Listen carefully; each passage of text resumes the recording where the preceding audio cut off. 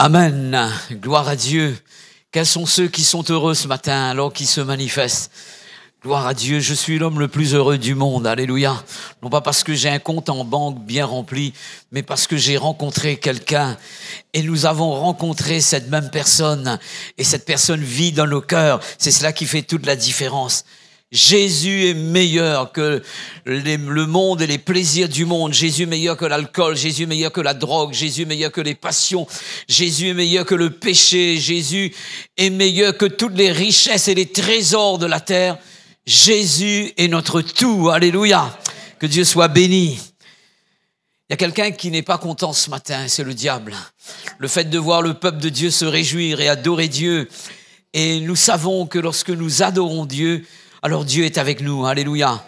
Et il est là pour agir et il veut encore se manifester. Il nous a parlé par les dons spirituels. Je crois que dans les chants également, il est en mesure de parler.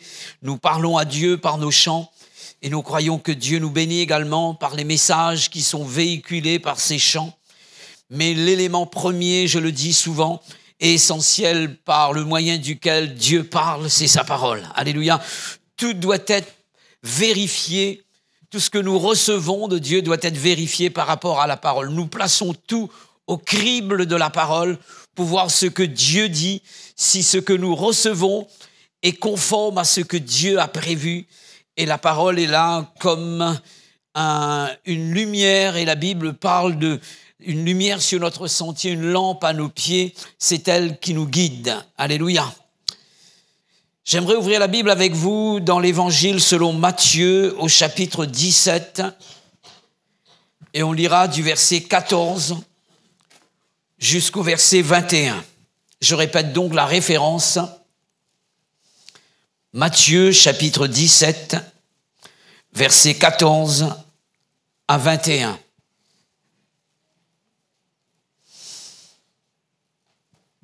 Voici ce que nous dit le texte. Lorsqu'ils furent arrivés près de la foule, donc il est question de Jésus et de 3 disciples qui étaient avec lui sur la montagne de transfiguration, Pierre, Jacques et Jean, un homme vint se jeter à genoux devant Jésus et dit « Seigneur, aie pitié de mon fils qui est lunatique et qui souffre cruellement. Il tombe souvent dans le feu et souvent dans l'eau. Je l'ai amené à tes disciples et ils n'ont pas pu le guérir. » Race incrédule et perverse, répondit Jésus, jusqu'à quand serai-je avec vous? Jusqu'à quand vous supporterai-je? Amenez-le-moi ici. Jésus parla sévèrement au démon qui sortit de lui et l'enfant fut guéri à l'heure même. Alors les disciples s'approchèrent de Jésus et lui dirent en particulier: pourquoi n'avons-nous pu chasser ce démon? C'est à cause de votre incrédulité, leur dit Jésus. Je vous le dis en vérité, si vous aviez de la foi comme un grain de sénévé ou bien un grain de moutarde, vous diriez à cette montagne, transporte-toi d'ici, et elle se transporterait, rien ne vous serait impossible. Mais cette sorte de démon ne sort que par la prière et par le jeûne. Amen. J'aimerais vous parler sur ce thème ce matin et je pense que cela concerne toutes les personnes présentes au milieu de nous ce matin et aussi les personnes qui nous rejoignent sur les réseaux sociaux. Comment gérer son échec pour pouvoir rebondir? Qui peut dire qu'il n'a jamais connu d'échec dans sa vie? Je peux parler d'échec sentimental, professionnel, scolaire. Échec par rapport à une résolution qu'on a prise pour sa vie spirituelle, par exemple, prier davantage, arrêter de critiquer, de dire du mal autour de soi, parler bien, savoir écouter pour mieux s'exprimer, lire régulièrement sa Bible, être fidèle aux conférences, etc., etc. Il est question de détermination dans notre cœur pour pouvoir être de mieux en mieux agréable à Dieu. Ce sont des décisions que nous avons prises et malheureusement, nous n'avons pu tenir nos engagements, nous avons échoué. Ça peut être dans le domaine de la santé également. Faire plus de sport, manger moins sucré, moins salé pour certains, moins gras pour d'autres, dormir plus tôt et se réveiller plus tôt pour avoir une bonne hygiène de vie, éviter toute forme de passion, d'alcool, etc., qui pourrait donc nous empêcher de vivre une vie saine. Et on n'y est pas arrivé. Au niveau du caractère, éviter de prendre la colère, de s'énerver, rester calme en toute occasion, faire plus de compliments autour de nous, parler avec douceur, et j'en passe.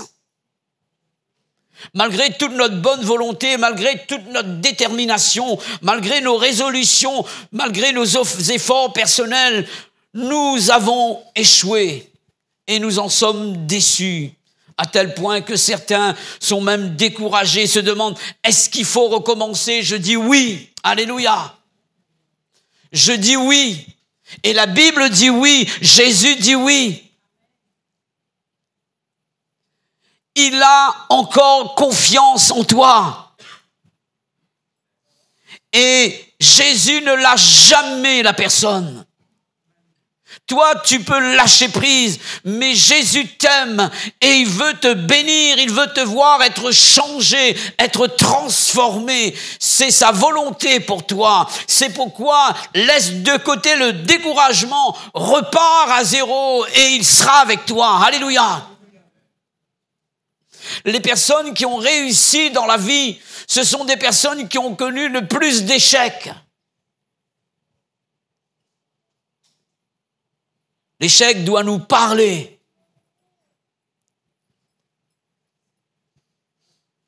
Quelques-uns se reconnaissent à travers les exemples que je viens de citer ce matin. J'aimerais vous rappeler qu'avec Jésus, tout est possible. Et nous l'avons chanté. Et avec lui, on peut repartir sur de nouvelles bases et voir Dieu nous accompagner dans le chemin. Le fait d'avoir échoué signifie qu'on est humain, n'est-ce pas? La personne qui n'a jamais échoué, c'est Jésus. Parce qu'il est avant tout divin, il est Dieu. Et Dieu n'échoue jamais. Dis à ton frère, à ta sœur, tu vas réussir parce que le Dieu qui est en toi n'échoue jamais. Alléluia. Dis-le lui. Dis-le lui et déclare à ton âme que tu seras vainqueur parce que le Dieu qui habite en toi n'échoue jamais. Alléluia. Il est avec nous ce matin. Alléluia.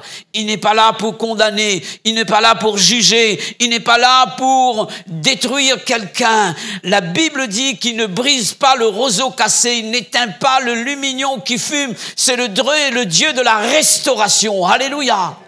Et il est au milieu de nous. Combien de fois nous avons détruit des personnes? Combien de fois nous avons blessé des personnes? Mais Dieu ne blesse personne. Dieu reconstruit sur d'anciennes ruines. Alléluia. C'est ce que la Bible dit. C'est ce que la Bible dit. Le texte que nous avons lu ensemble nous parle d'un échec qu'ont eu les disciples de Jésus. Un homme a amené son fils qui a été malmené par un démon. Et il l'a amené, c'est un père de famille, il a amené son fils vers les disciples. Afin que ces personnes qui, soi-disant, avaient reçu l'onction et le pouvoir au nom de Jésus, afin de délivrer son enfant qui était possédé. Mais ce père de famille a été déçu du résultat. Il va même en parler à Jésus en lui disant, malheureusement, tes disciples n'ont pas pu guérir mon fils. quelles sont les étapes à franchir pour pouvoir gérer son échec? Et j'aimerais les voir avec vous ce matin. J'en ai relevé 6. Et la liste n'est pas exhaustive, mais j'aimerais, à partir de ce texte, vous amener dans la victoire. Alléluia, vous amener dans la victoire avec Jésus. Premièrement, j'aimerais vous parler de la reconnaissance de son échec. L'accepter, reconnaître qu'on a échoué. Ça a été le cas pour les disciples de Jésus. Cette reconnaissance, nous la trouvons dans la question qu'ils ont posée à Jésus. Pourquoi n'avons-nous pu chasser ce démon? Si je transpose la phrase ici, la question donne ceci. Seigneur, nous n'avons pas pu chasser le démon. Et pourquoi? Ça veut dire cela. Ils sont en train de déclarer, de dire, de reconnaître devant Jésus, nous n'avons pas pu chasser le démon. Ils ont reconnu leur échec. Ils ont avoué leur échec. Il faut savoir que la gestion de nos échecs et la victoire sur eux sont rendues possibles à partir du moment où on reconnaît l'échec. Une personne ne consultera jamais son médecin traitant si elle ne se reconnaît pas malade. C'est comme cela. Et beaucoup ne consultent pas parce que tout simplement ils ne se reconnaissent pas malades. C'est la même chose pour celui qui a échoué, pour celle qui a échoué. Il doit ou elle doit reconnaître son échec. Il ne pourra jamais le gérer et encore moins s'en sortir s'il n'y a pas reconnaissance de l'échec. Souvent, le problème de la gestion de nos échecs se situe à ce niveau, justement. La reconnaissance de son échec, reconnaître qu'on n'a pas réussi, reconnaître qu'on n'a pas été à la hauteur, reconnaître qu'on s'est trompé, reconnaître qu'on a tort. C'est plus facile de reconnaître que l'autre personne a tort. Le prochain a tort, le frère il a tort, le frère il a échoué, le frère il n'a pas été à la hauteur. Mais Dieu ne pourra pas faire un travail en nous s'il n'y a pas cette reconnaissance. Mon frère, ma sœur, fais un bilan de ta vie et mets l'actif et le passif et viens devant Dieu. Dis-lui, je reconnais Seigneur, et Dieu est prêt à travailler à travers nous et par nous. Alléluia. Que Dieu bénisse ces paroles et que Dieu nous bénisse par la même occasion. Deuxième étape pour la gestion de son échec, justement la consultation. C'est ce qu'ont fait les disciples. Ils ont consulté.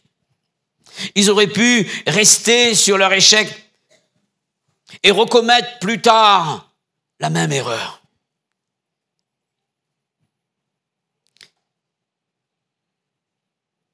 Il y a eu en eux une volonté délibérée de s'en sortir. Amen.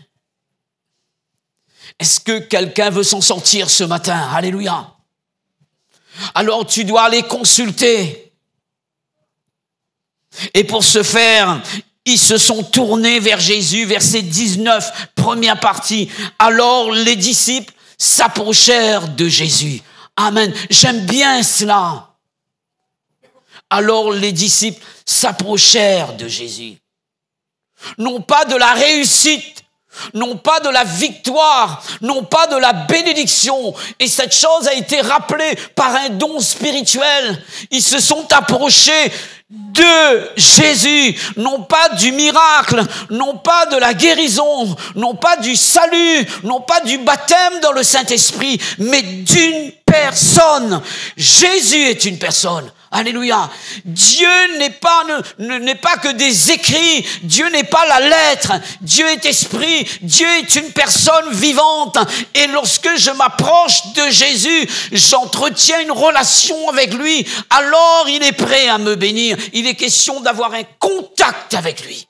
avant d'avoir un contact avec la bénédiction. Et trop souvent, nous avons cherché le remède, nous avons cherché des solutions et nous n'avons pas trouvé parce que nous n'avons pas trouvé la personne qui possède la solution. Il y a de ceux qui cherchent le mari bien-aimé, le fiancé bien-aimé. Ils cherchent le plan de Dieu, mais le Dieu du plan, ils ne le cherchent pas et ils font fiasco. Et ce matin, nous avons besoin de le chercher. Alléluia.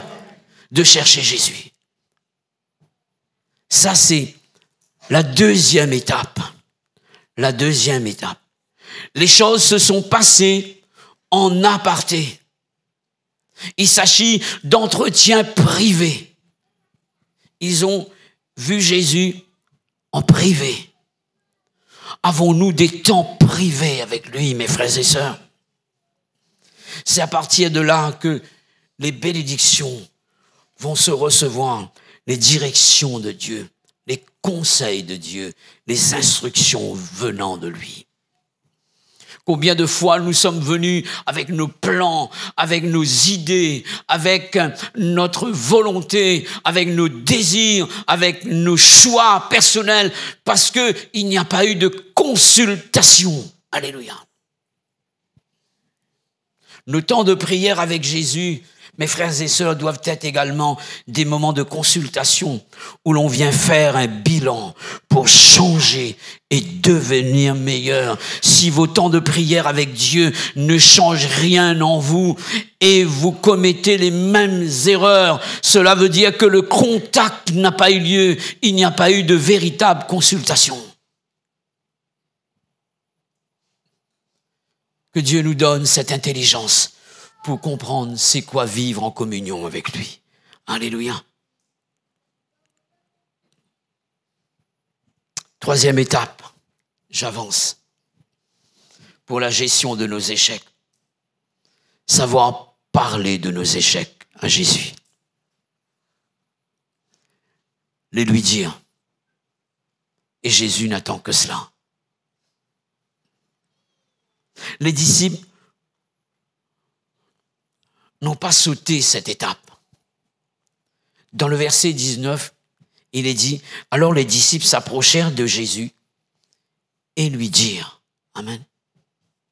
Ils vont parler de leurs problèmes, de leurs échecs, de leurs erreurs, de leurs fautes à Jésus. Ils vont lui exposer leurs problèmes.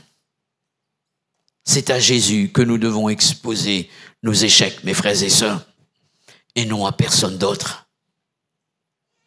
Maintenant, si nous passons par un frère, nous passons par une sœur, ce n'est pas pour recevoir les conseils du frère.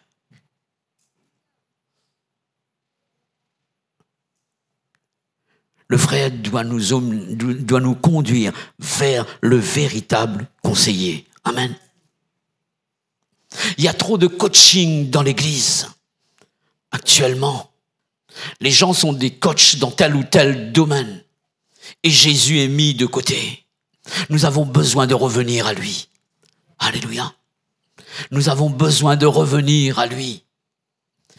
Il est expert dans tous les domaines. Alléluia. Il est expert dans tous les domaines. Jésus est un grand psychologue. Quels sont ceux qui veulent croire? Alléluia. Pas beaucoup. Moi, j'y crois. Moi, j'y crois. Jésus sait tout faire. Est-ce que vous le croyez? Est-ce que nous le croyons? Tout est possible à celui qui croit. Et rien n'est impossible à Jésus. Alléluia. C'est le plus grand des marins pêcheurs. Il sait où se trouve le poisson. Alléluia. Il est expert dans tous les domaines. Et il est important que nous puissions respecter la personne de Jésus. Ne pas prendre sa place. Nous ne sommes que des personnes qui vont conduire les gens vers Jésus. Alléluia. Et là, le but est atteint. N'amenez jamais personne à l'église seulement. Et souvent, on rencontre des gens dans la rue. On n'amène pas les gens vers Jésus. On amène les gens. Est-ce que j'appelle mon pasteur pour prier pour toi? Non, amène cette personne vers Jésus, s'il te plaît. Et souvent, il y a eu ce réflexe-là. Tu dois te préparer pour amener les gens à Jésus. Jésus dira, amenez-le-moi ici. Amenons les gens vers Jésus. Et vous allez voir, les changements seront opérés. Alléluia. N'amenez pas les gens vers des coachs. Amenons les gens vers Jésus. J'aime bien ces paroles. Je lis pour vous. On va le lire ensemble si vous voulez bien. On va la lire s'il vous plaît, cette parole. Dans Acte 4, versets 23-24.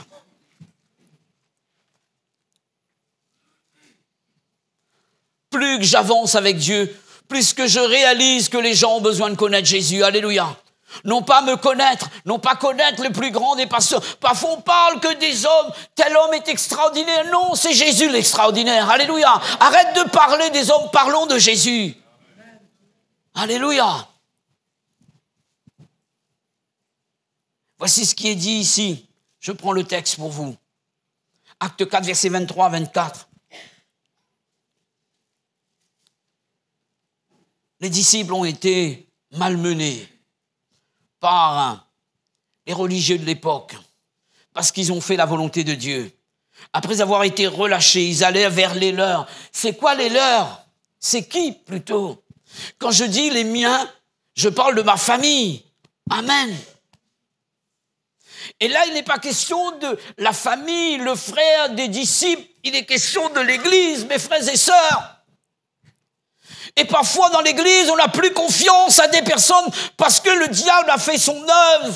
Et nous avons besoin de rectifier le tir et de manifester l'amour, alléluia, au milieu de nous. Parfois, on n'ose plus dire un secret à quelqu'un. On a peur que cette personne va rapporter notre secret et nous faire du mal et nous détruire. S'il te plaît, apprenons à nous aimer les uns les autres et à bâtir sur l'amour. Alléluia. Moi, parfois, je n'ose plus parler parce que j'ai peur qu'on interprète mal mes paroles. Et on va dire, le frère a dit telle chose. Aimons-nous les uns les autres. Et aimons notre famille qu'est l'Église et permet que la confiance par le Saint-Esprit, par la parole de Dieu, règne dans cette Église. Accorde l'amour de Dieu qui est au-dessus de tout. Alléluia. Et quand je vais vers mon frère, j'ai confiance en lui. Il ne pourra jamais me trahir parce qu'on a le même cœur et on a le même amour. C'est ce que la Bible dit. Alléluia. Ils allèrent vers les leurs. Il est question des frères et sœurs en Christ. Et racontèrent non pas une partie, tout. Tout. C'est exactement comme s'ils ont parlé à Jésus. Parce qu'ils savent qu'ils ne vont pas être trahis. Ils racontent tout. Ce que les principaux sacrificateurs et les anciens leur avaient dit. Lorsqu'ils eurent entendu cela, ils élevèrent à Dieu la voix, tous ensemble. Et voilà ce qui se passe. C'est que on vient rapporter à l'Église ce qui s'est passé. Combien des chrétiens ont été malmenés et qu'est-ce qu'ils ont fait, les chrétiens de l'Église? Ils ont tout dit à Jésus. Ils ont amené ces personnes à Jésus. Amenons les gens vers Jésus lorsqu'ils viennent à nous. Amenons les gens vers les spécialistes. Sinon, nous allons faire notre petit cercle à nous. Et l'Église, c'est plus que cela. Amenons les gens vers Jésus.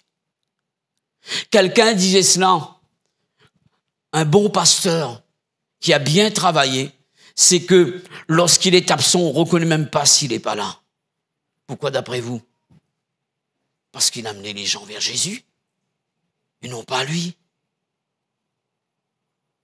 Et on doit travailler à cela. Alléluia. Même si le pasteur n'est plus là, alors Jésus est toujours là, n'est-ce pas? Même si je ne suis plus avec vous, Jésus est toujours là. Et c'est cela qui compte. Amenons les gens vers Jésus.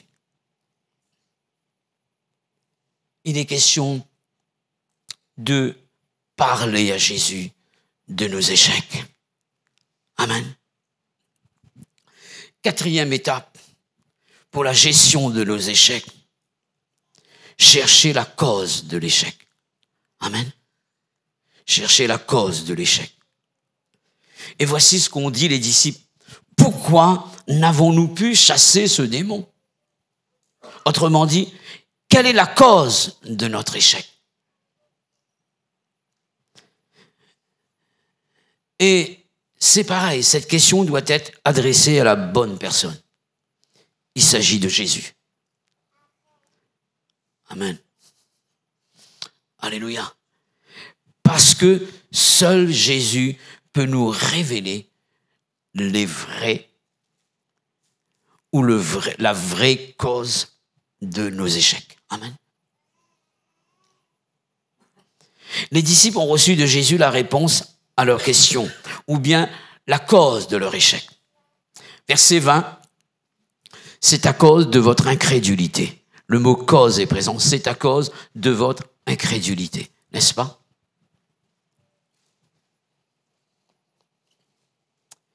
Jésus, tel un médecin, a diagnostiqué l'origine du mal. Et il va dire, le mal, c'est l'incrédulité. Voici la cause de votre problème. Si vous allez voir un médecin et qu'il diagnostique l'origine, il trouve l'origine du mal, il vous dit, voilà, vous avez telle ou telle maladie. Et après, il vous dit, retournez chez vous. C'est pas un médecin, ça. N'allez plus voir ce médecin, s'il te plaît. Si un médecin ne fait que diagnostiquer le mal et n'apporte pas le remède, Jésus dira, c'est à cause de votre incrédulité. Non seulement il va révéler la cause de l'échec, mais il a laissé aussi aux disciples le remède ou bien la solution pour ne plus commettre la même erreur et subir le même échec. Souvent, je donne cet exemple. Parfois, il arrive qu'on passe dans la cour, là, on voit une pelle qui est là, et on voit l'enfant marcher sur la pelle. L'enfant, il passe, et il revient, il laisse la pelle comme cela. Et toi, l'adulte, tu réfléchis, tu dis, mais attends, mais s'il revient tout à l'heure. Et souvent, il y a des personnes qui font cela. Dieu, en fait, si on ne cherche pas la cause de son problème, la cause de son échec, et on n'aura pas donc la réponse, la prochaine fois, on va tomber dans le même trou. On aura le même problème. Et parfois, on tourne en rond comme ça, on n'avance pas, parce qu'on ne passe pas d'étape en étape. Et Jésus va laisser le remède ici. Verset 20, deuxième partie, il dira...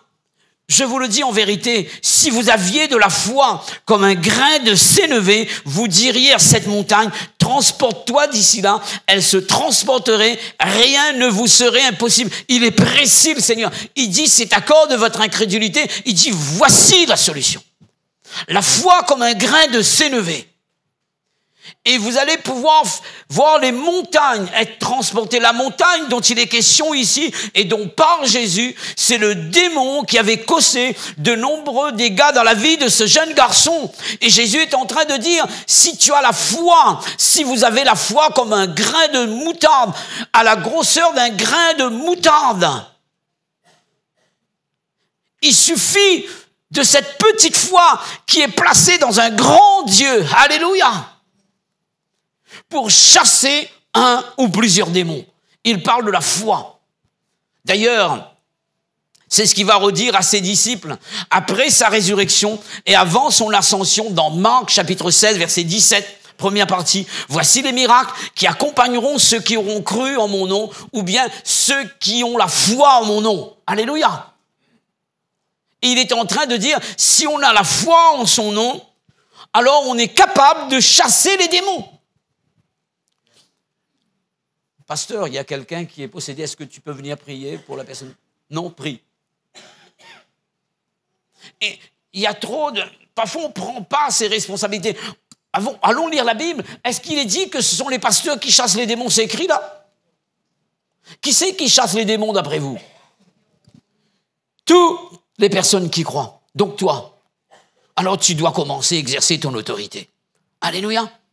La foi te permet de chasser les démons.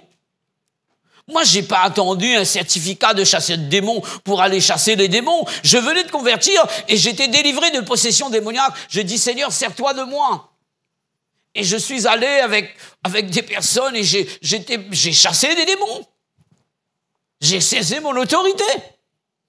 Alors que je voyais des anciens qui tremblaient, et moi, j'avais compris cela. J'ai dit, Seigneur, sers-toi de moi. Sers-toi de moi. J'ai été délivré de possession démoniaque. Je dis, Seigneur, j'aimerais voir des personnes être délivrées parce que j'ai tellement souffert de cela. Je souhaite à personne de vivre ce que j'ai vécu. Je souhaite à personne d'aller en enfer parce que si les démons sont capables de faire des dégâts dans la vie des gens comme cela, et qu'en sera-t-il en enfer?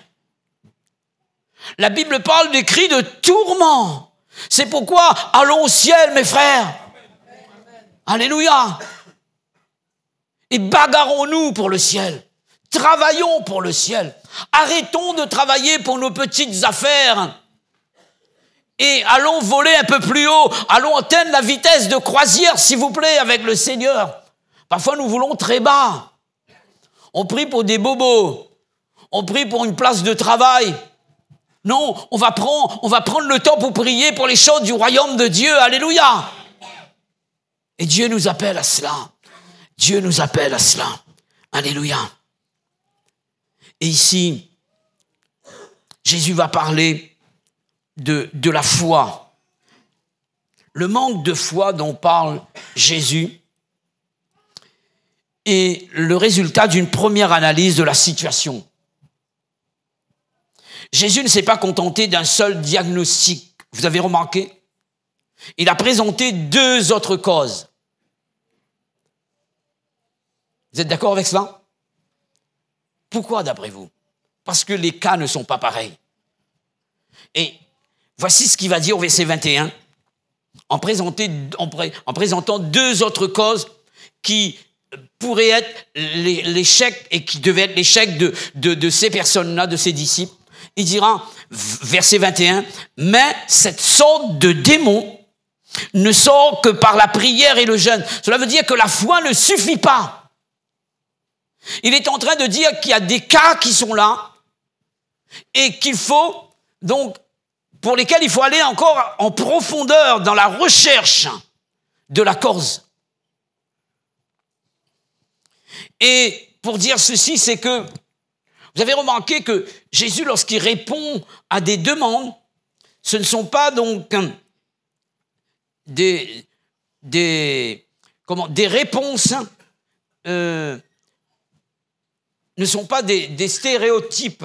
Jésus, donc, ne va pas donner à chaque fois un même remède pour toute situation. C'est pas comme cela. Parfois, on voit chez le médecin, est-ce que tu n'as pas besoin? Parfois, il nous demande si nous-mêmes, nous n'avons pas besoin. Ça vous est arrivé, là? En fait, on joue le médecin, quoi, donc. Je dis, mais attends, mais c'est quoi ça? En tout cas, je vois que Jésus est un expert. Jésus est un expert. Et la réponse de Jésus ici, ce n'est pas des stéréotypes. On voit que Jésus apporte des solutions en étudiant les cas. Et chaque cas est différent pour lui. Il va parler d'une sorte de démon ou bien d'un autre type de démon, pour ne pas dire d'un autre cas de possession.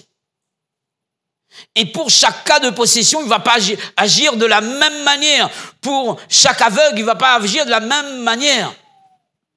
À un moment donné, il va prendre la boue, il va mettre sur les yeux de l'aveugle.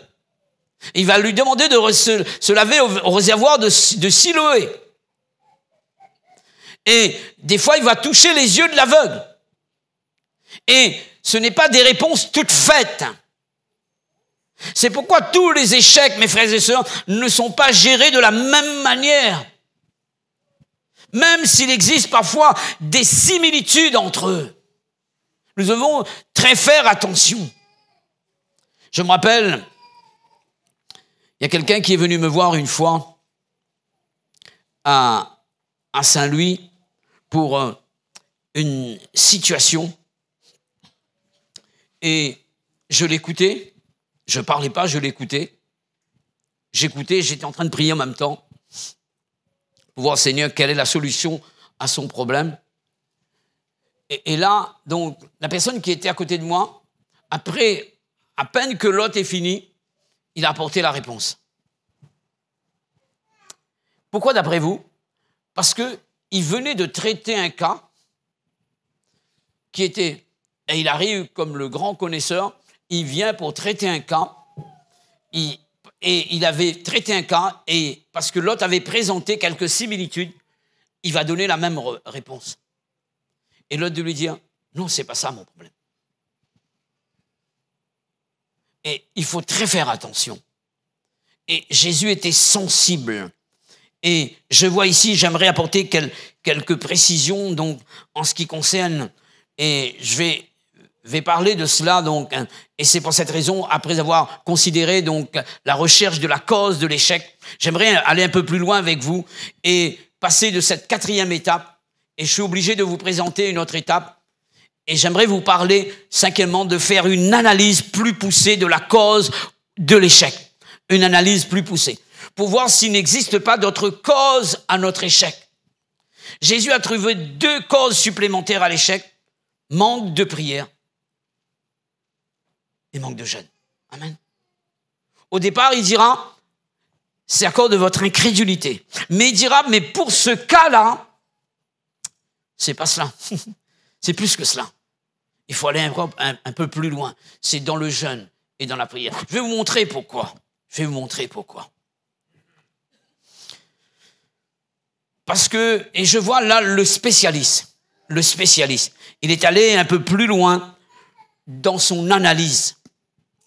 Cette même scène, que ce soit Marc, que ce soit Luc, ils ont rapporté la même scène ici, donc là où les disciples ont échoué. L'évangéliste Marc va nous laisser un détail qui ne se trouve pas dans l'évangile de Matthieu. Et ce détail, Marc a pu l'avoir du fait que Jésus a posé une question au père de l'enfant. Et là, il va rapporter ce détail. Il a dû entendre Jésus poser cette question supplémentaire. Dans Marc chapitre 9, verset 21, Jésus demanda au père, combien y a-t-il de temps que cela lui arrive? Et l'autre de lui dire, depuis son enfance. Amen. Jésus a posé une question. Et c'est à partir de là, il dit, cette sorte de démon ne sort que par le jeûne et par la prière. Cette simple question posée par Jésus à cet homme va lui permettre de s'ouvrir davantage à Jésus. On replace le contexte ici.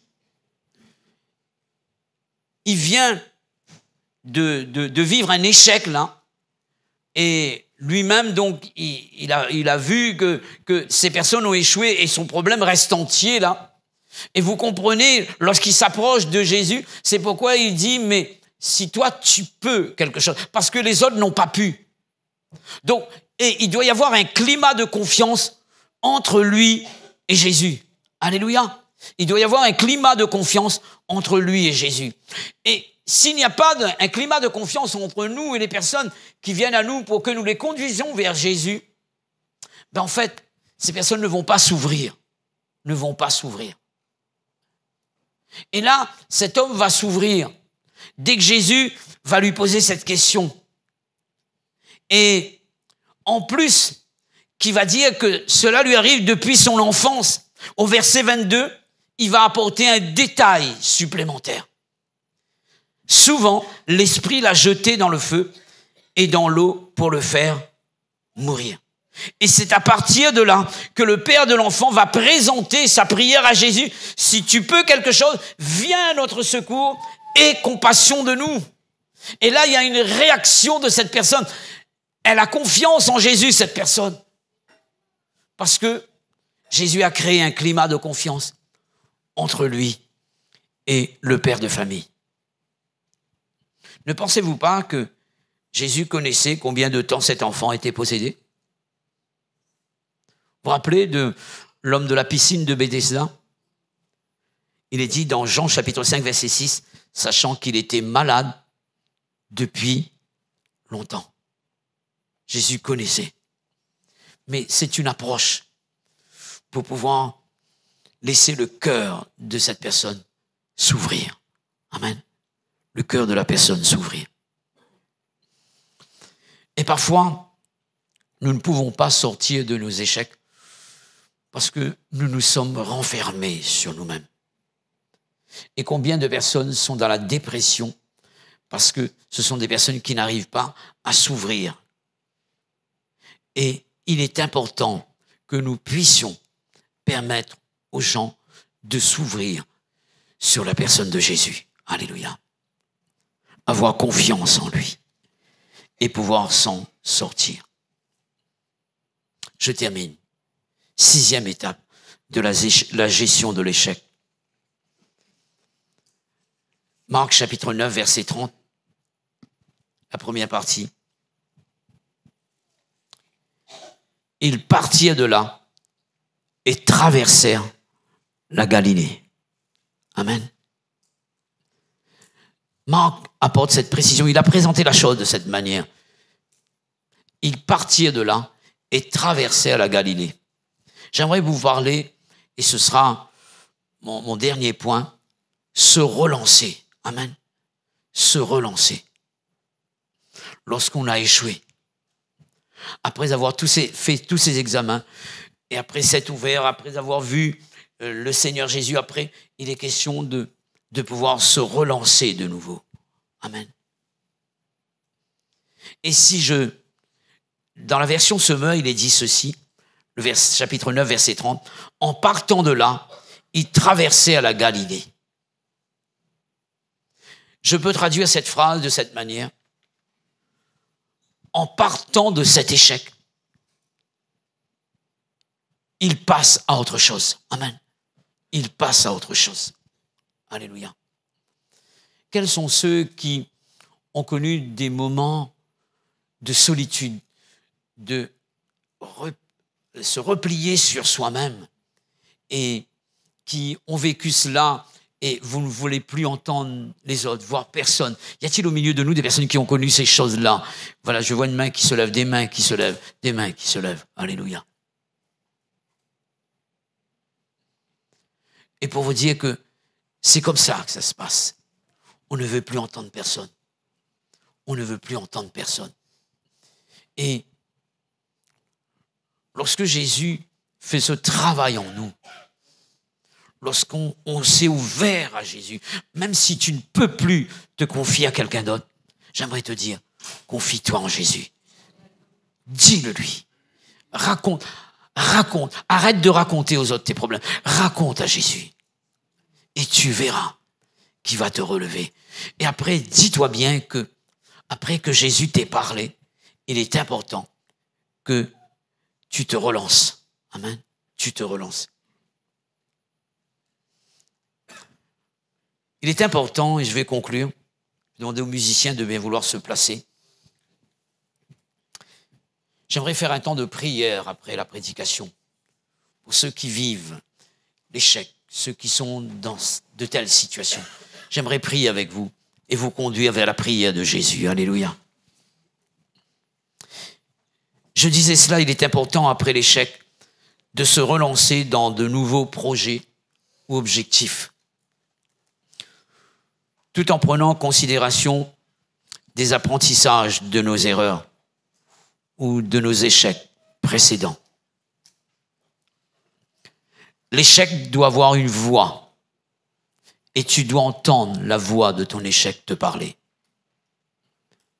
Si tu vois que tu commets les mêmes erreurs, les mêmes échecs, les mêmes problèmes reviennent, cela veut dire que l'échec ne t'a pas parlé. Et nous devons laisser les échecs nous parler. Ou bien laisser Dieu nous parler au travers des échecs. Il s'agit de se fixer de nouveaux petits objectifs qui permettront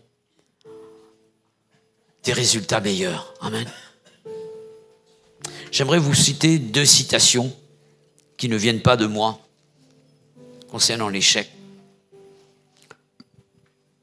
Les 2 sont 2 Américains. Citation de Barack Obama. Vous ne pouvez laisser vos échecs vous définir. Vous devez faire en sorte que vos échecs vous enseignent.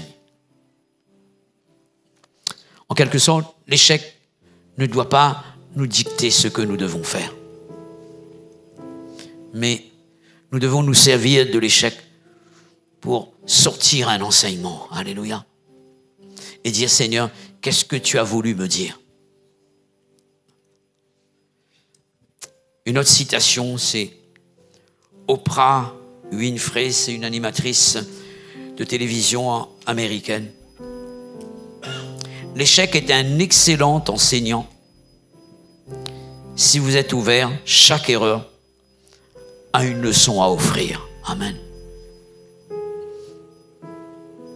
Retenez ce qui est positif de l'échec, mes frères et sœurs. Et vous allez voir que Dieu va vous bénir. Recueillons-nous un moment et prions le Seigneur.